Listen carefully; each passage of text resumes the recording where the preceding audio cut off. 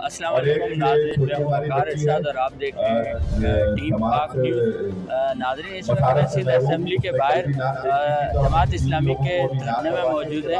आज इस धरने का 17वां रोज़ जारी है और आवाम जो है सरापा एहतजाज है।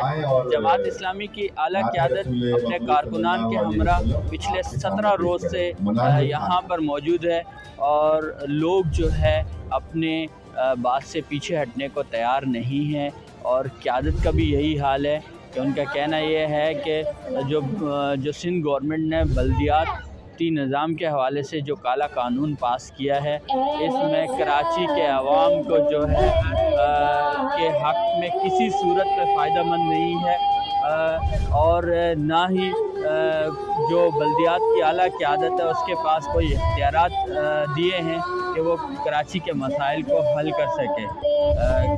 इसी के साथ वक़ार इरशाद को इजाज़त दीजिए और देखते रहिए पाक टीम न्यूज़।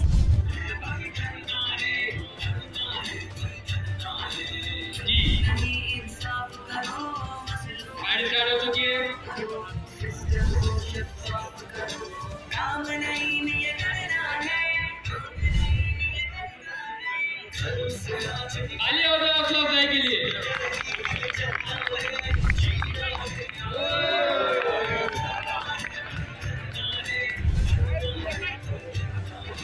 जीना होगा,